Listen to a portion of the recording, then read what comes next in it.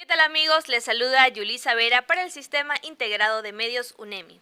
Hoy nos encontramos en exclusiva con el licenciado Hugo Chuico, jefe de redacción del prestigioso y reconocido medio de comunicación de prensa escrita y digital Diario Correo, ubicado en la ciudad de Machala, provincia del Oro. Licenciado, un placer conocerle. Muchas gracias por recibirnos en su despacho y brindarnos la oportunidad de compartir esta entrevista. Muy bien, buenos días.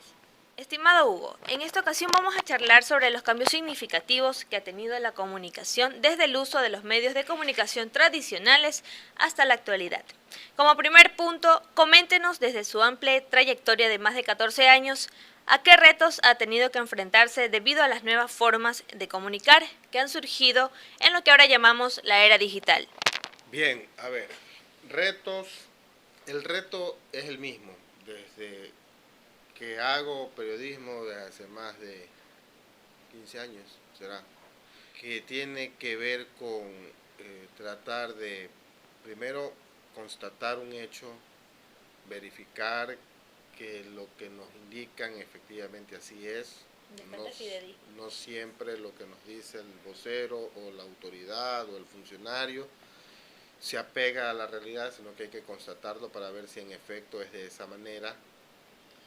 Hay que contrastarlo y hacer eso, insisto, es algo que es una práctica que desde siempre. Quizás el desafío es la inmediatez, el hecho de que vivimos en una sociedad cada vez más ávida de información, una sociedad que exige conocer lo que ocurre. Por ejemplo, les voy a poner un ejemplo palpable. Ayer acá en Machala, en una hora pico, a 6 de la tarde, mi teléfono estallaba por una serie de mensajes, llamadas y demás de personas que querían saber por qué el tráfico estaba congestionado en el ingreso a la ciudad. ¿Qué pasó? ¿Qué es lo que ocurrió? En la hora del periodista. A las 6 de la tarde, en ese momento, y ya querían saber, o sea, estaban las personas en su vehículo, estaban estancados con el tráfico y querían saber por qué estaba estancado el tráfico. Claro. Y había sido un accidente de tránsito, una persona atropellada, la policía acordonó el área, bueno, unas circunstancias que generaron el caos vehicular a esa hora.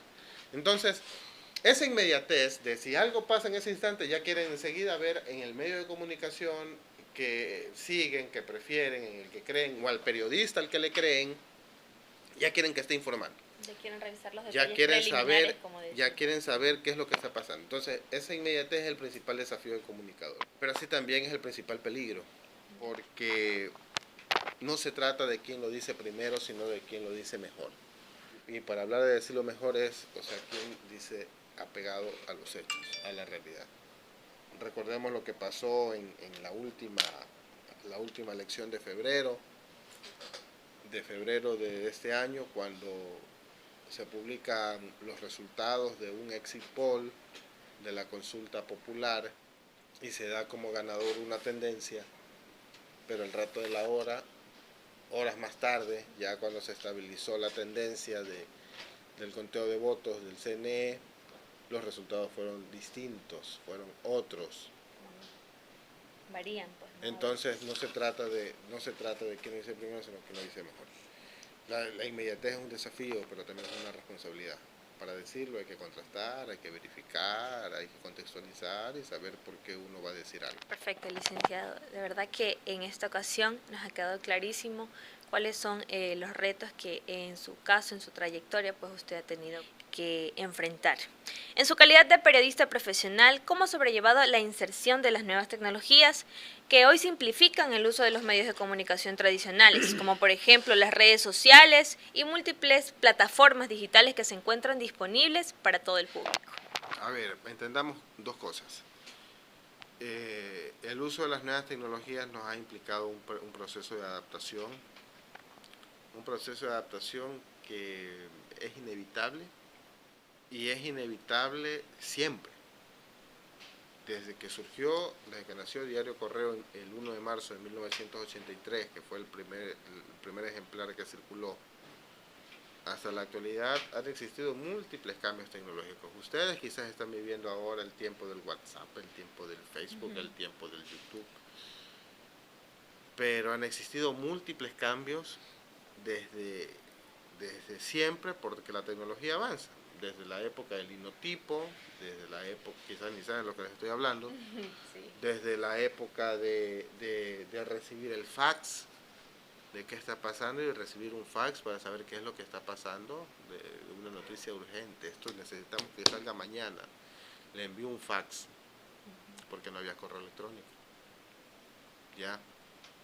Desde la época... Antes del internet podríamos decir, ¿verdad? eh, Los medios que se utilizaban antes de que existe el internet, incluso. había internet, pero no había la facilidad del correo electrónico como hay ahora. Antes de eso, la época del disquete, de que cubren una noticia en la mañana, por ejemplo, están en Huaquillas, una inundación en Huaquillas, cubren una noticia en la mañana, van a la computadora, arman, guardan el archivo, toman toman la fotografía, la revelan la fotografía, adjuntan el disquete con el archivo de Word y la fotografía revelada, la ponen en un sobrebolsa, mándala en la CIFA a Machala para que salga mañana. Y llega a Machala y el disquete no abre, por ejemplo. Entonces son algunas cosas que...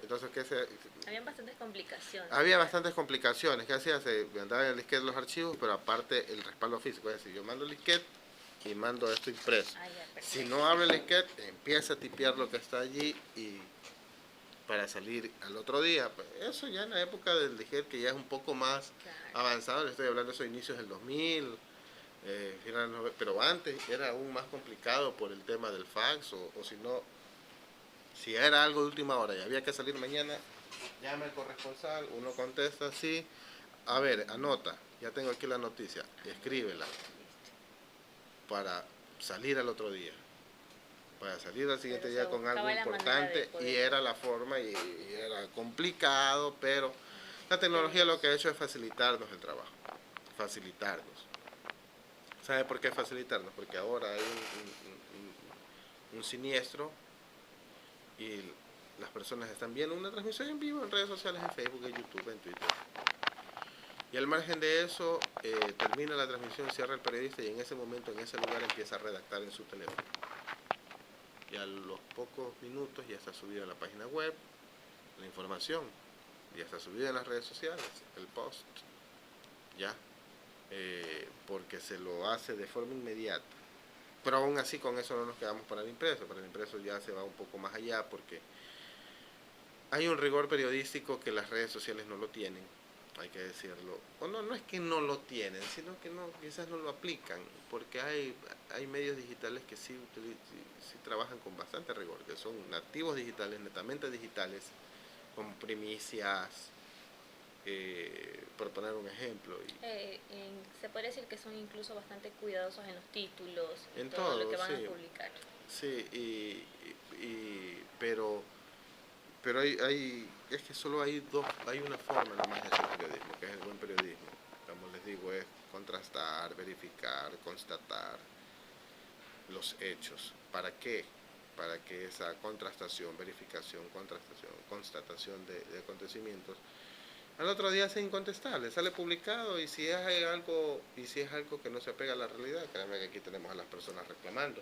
Y que después tengo que estar publicando rectificación, ay perdón, nos equivocamos. No, eso no es así. Hay que hacerlo de forma apropiada. A fin de cuentas, en redes sociales los nativos digitales publican algo, está mal, corrigen, enmiendan y ya, o borran y se acabó. Pero no, en cambio, un impreso queda allí y hay que hacer como corresponde. Ahora, pero la tecnología nos ayuda indudablemente primero los procesos aquí. Acá podemos cerrar edición tranquilamente 1 de la mañana y sale el periódico impreso al otro día, desde las 5 de la mañana ya está en circulación porque los procesos tecnológicos de impresión han cambiado y se puede hacer una impresión mucho más rápida. Facilitan el proceso. Sí, facilitan el proceso.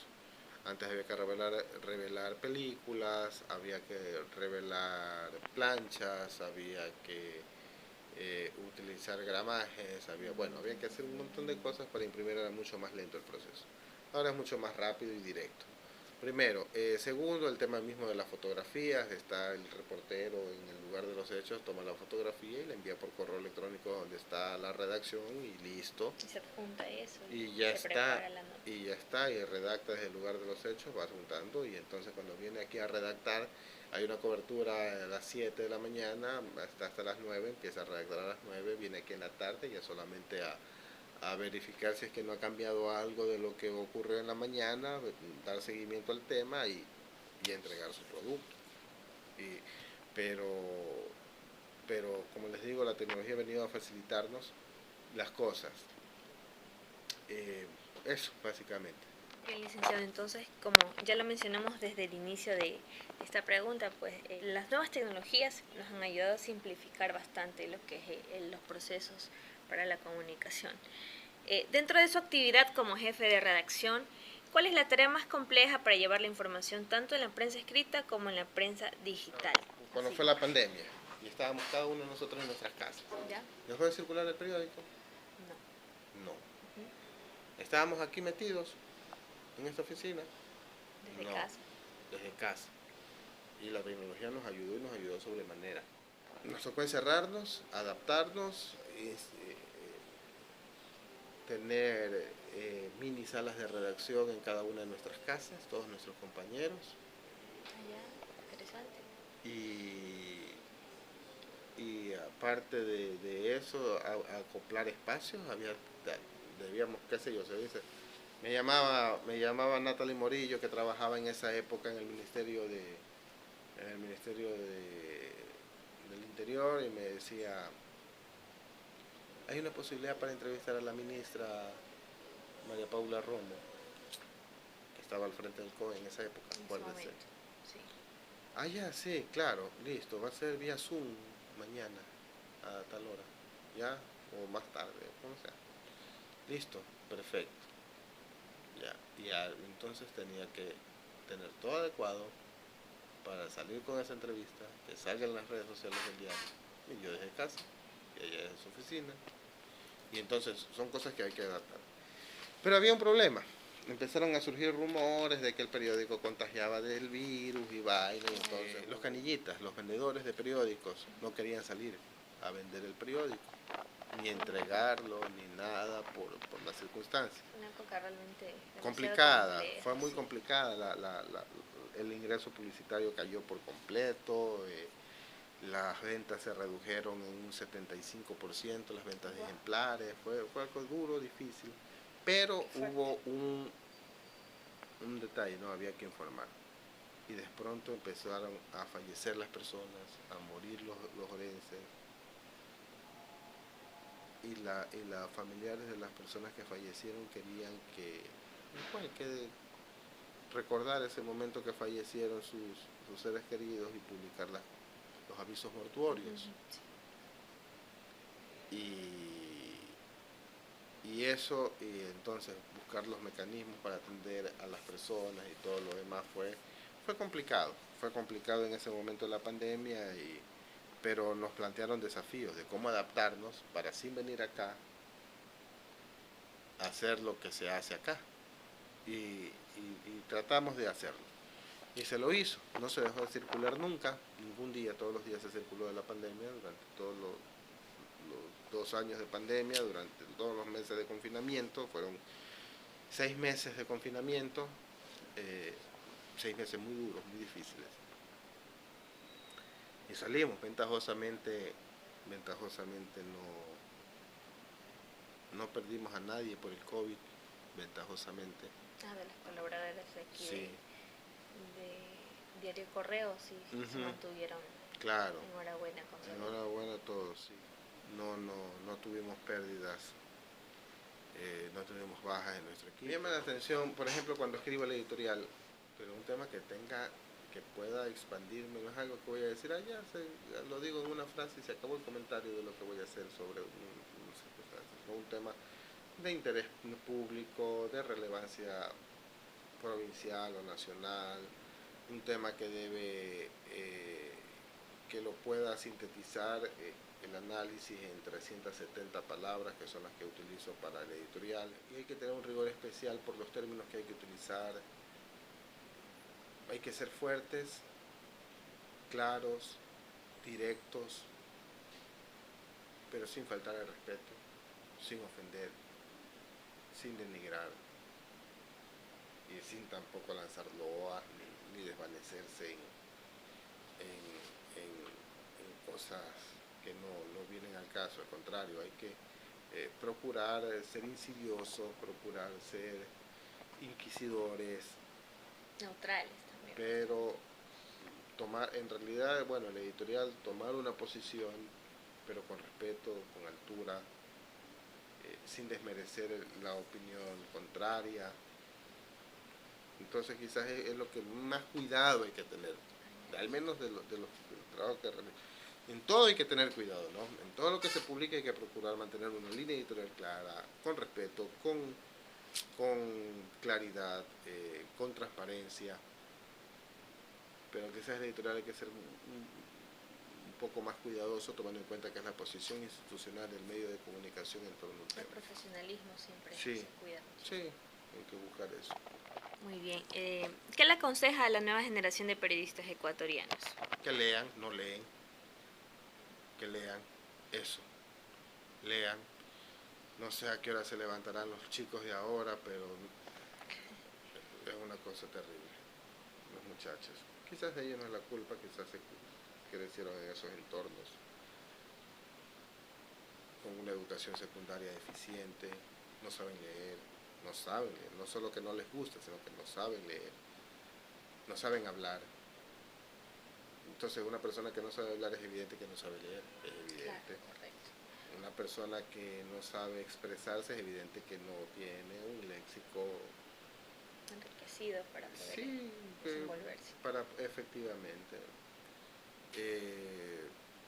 Entonces que lean, que se informen, que se nutran de conocimiento. Puede ser que vienen chicos a veces entusiasmados con su carpeta bajo el brazo diciéndome que quieren trabajar aquí. Sí, ya está bien. Y empiezo a sostener el diálogo con ellos y de verdad deja mucho que desear. Creo que deberían prepararse mejorar los procesos. No todo deben dejarlo en manos de la universidad, que la universidad les enseñe todo, por Dios. Eso no es así. Tienen que autoprepararse, tienen que formarse. Que quieren trabajar, listo, la universidad ya les dio una noción, entonces ya deben saber qué les gusta, que vamos, inviertan. Y si van a vivir de esta profesión, si esta profesión es la que les va de comer a ellos, a sus familias, a sus hijos, entonces tienen que prepararse.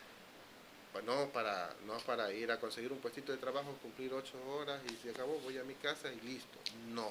Por rutina. Sino que tienen que ir a prepararse para entregarse a una profesión, entregarse por completo a la profesión, porque es la profesión que no les va a servir por un trabajito de 2 añitos, un trabajito de 4 meses, es una profesión que les va a dar de comer el resto de su vida. Cuando lleguen a trabajar a una empresa, hasta que se jubilen, ya sea en una empresa, en otra o en un medio de comunicación, o en una institución pública, en una institución privada, siempre se aplica periodismo y siempre se aplican procedimientos. Y si ven que algo les gusta o algo les interesa, prepárense. Primero, lean. Lo primero, lean todo lo que puedan leer. Y cuando digo lean es que no me refiero a que vayan a coger una revista de Condorito y se van a poner a leer, o van a coger una novela del amor de la vida de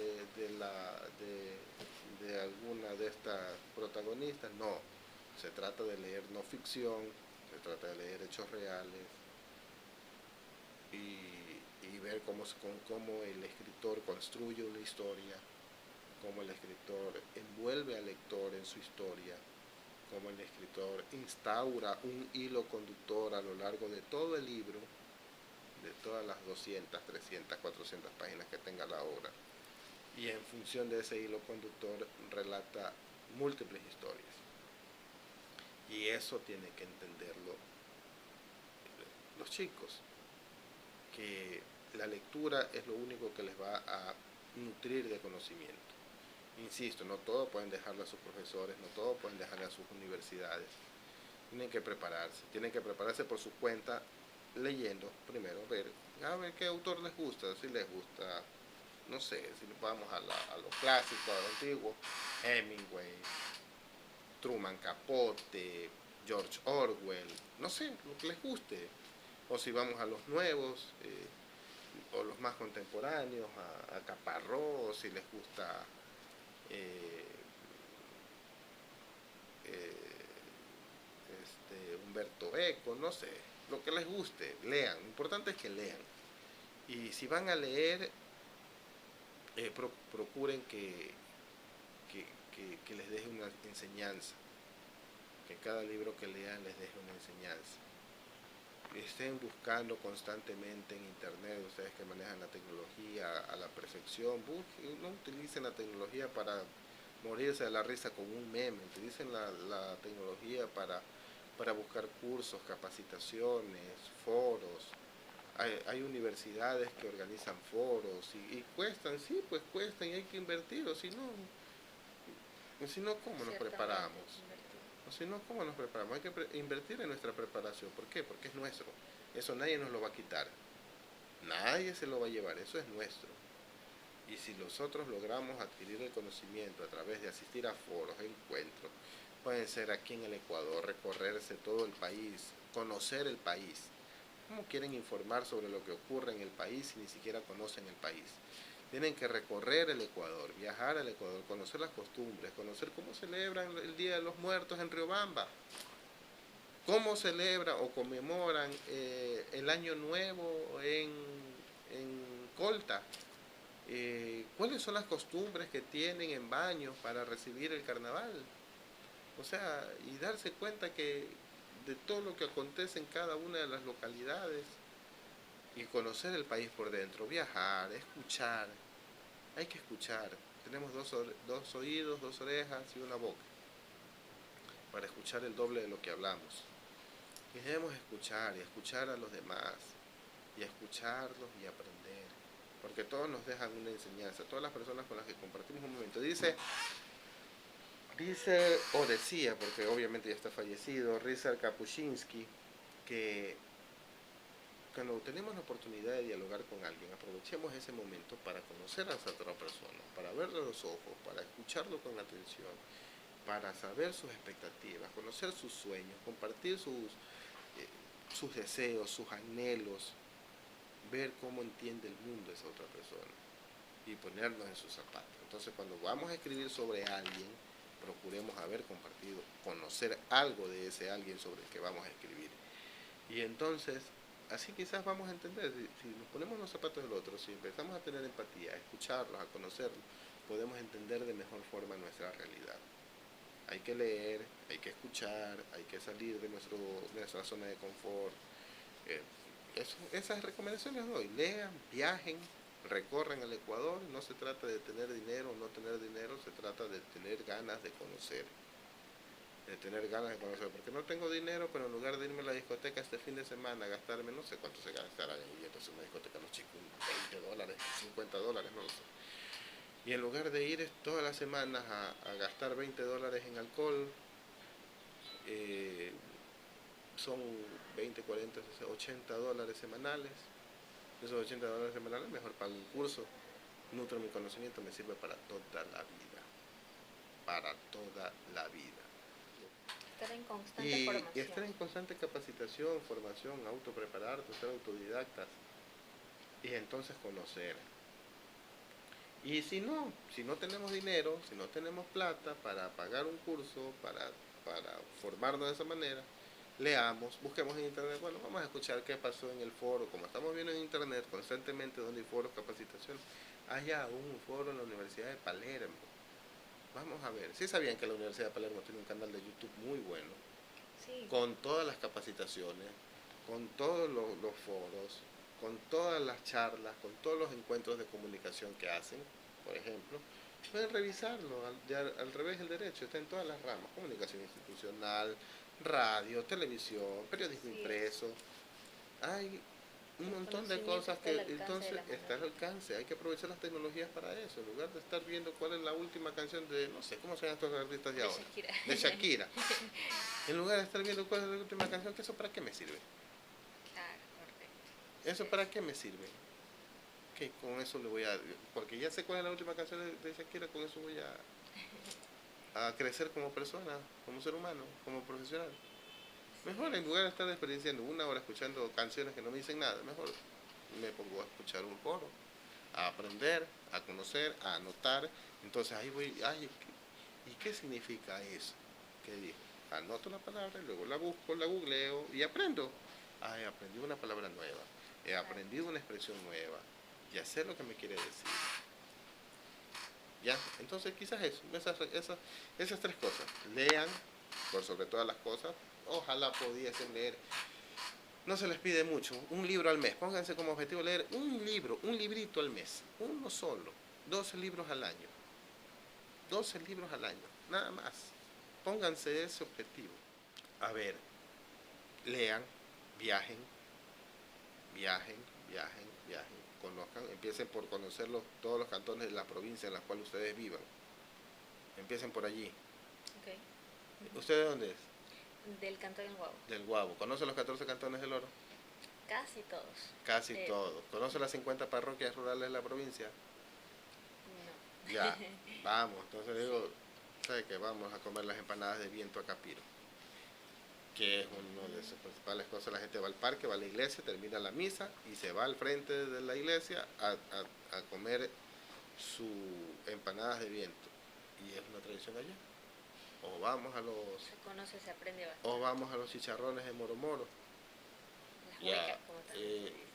Pero son, quizás es un término más de acá, pero Claro. allá es algo tradicional. O vamos por los roscones en las parroquias rurales de Piñas, Saracay. En Saracay hay unos roscones buenísimos. O si vamos acá a la parte baja del Guavo, por ejemplo, en los mariscos, en Tendales, ¿verdad? O en Barbones, si vamos a la fritada, allá hay bastante fritada, esas cosas. En la Iberia hay fritada. En la Iberia también, sí. O si vamos a la comida criolla en Río Bonito. En Río Bonito hay unos lugares muy buenos donde la gente vende sus secos y esas cosas.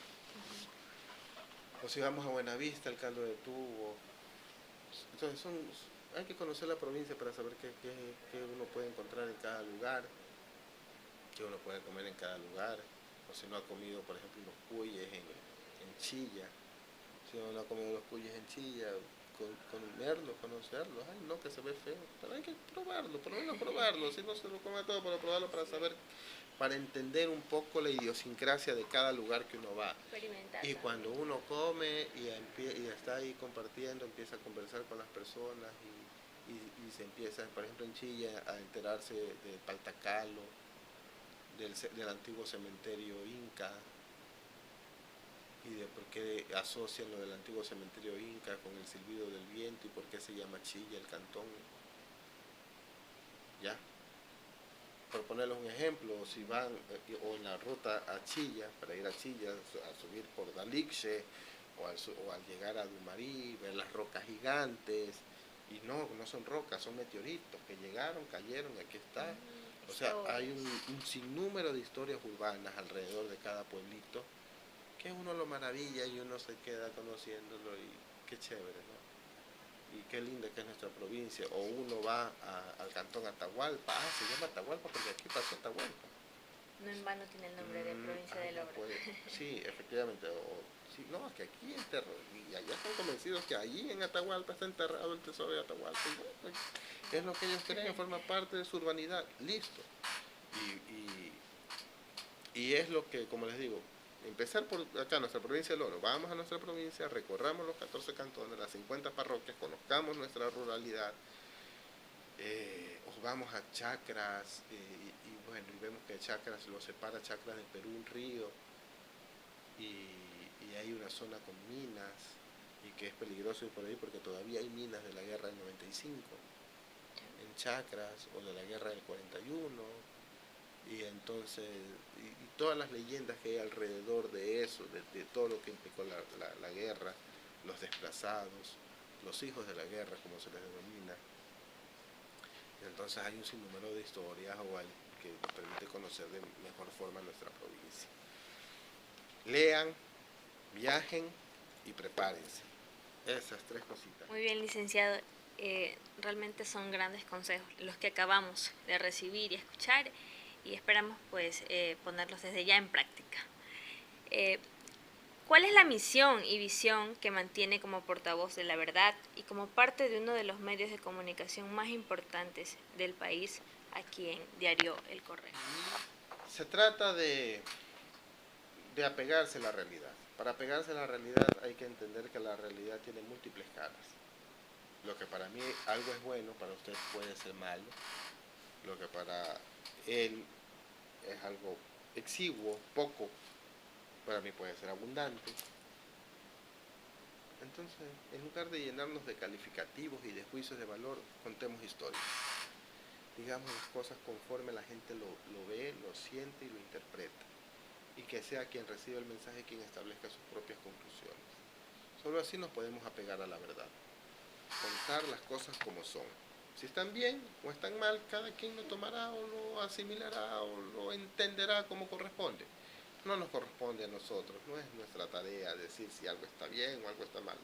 Nosotros no somos dictadores de la verdad, nosotros no somos dictadores de la moral, nosotros no somos dictadores de lo que se debe y lo que no se debe hacer. No, nosotros estamos para contar las cosas. Y las cosas se las dice conforme ocurren, de acuerdo con la cosmovisión de cada persona, como cada ser humano entiende la naturalidad de las cosas. Eso, y entonces, ¿cuál es la misión? Tratar de apegarse a eso siempre del lado de las personas, de la gente, siempre del lado de los ciudadanos, de quien recibe un servicio básico, de quien recibe la obra pública, de quien recibe o de quien sufre en primera persona las consecuencias de una decisión gubernamental, de una decisión municipal, de una decisión provincial. Son las personas las que tienen que expresar si les parece bien o les parece mal, o cómo entienden las cosas de ese lado, y lo otro simplemente es para establecer un contrapeso. Pero estar más pegado a las autoridades, del funcionario, de la voz oficial, eso nos aleja de la razón de ser de este oficio. Así que entre la misión y la visión creo que primero es estar del lado ciudadano, tratar de contar las cosas desde como principal eje desde esa óptica, y el objetivo es tener a una sociedad informada, una sociedad que conozca cada cosa en detalle, de una forma clara, transparente, con un lenguaje sencillo, y estas cosas o de esta manera, entenderlo de esta manera, permitirá que busquen tomar mejores decisiones, para que elijan de mejor manera a sus gobernantes. Hay que orientar a la opinión pública, no se trata de decirle cómo deben pensar, solo que hay que mantener bien informados. Es decir, que si hay un cambio en el Consejo de la Judicatura, quién es la persona que va a ir al Consejo de la Judicatura, que si tiene algún tipo de precedente político, su formación académica, sus precedentes judiciales, sus declaraciones de impuestos, todo. Y que sea el elector el que establezca las conclusiones, para que sepa, para que conozca. No sé si me entienden, si me explico, si me hago entender. Y en ese sentido, lo que hay que hacer es o sea, la visión es esa, ¿no? Y hacia allá es donde se apunta, a que sean los ciudadanos quienes estén informados para que puedan tomar mejores decisiones. Muy bien, máster, mil gracias por su valioso aporte a esta comunidad estudiantil que conforma la Universidad Estatal de Milagro, como también al público en general que sigue nuestras redes sociales. Esperamos volver a charlar con usted de temas tan importantes como este en una próxima oportunidad. No,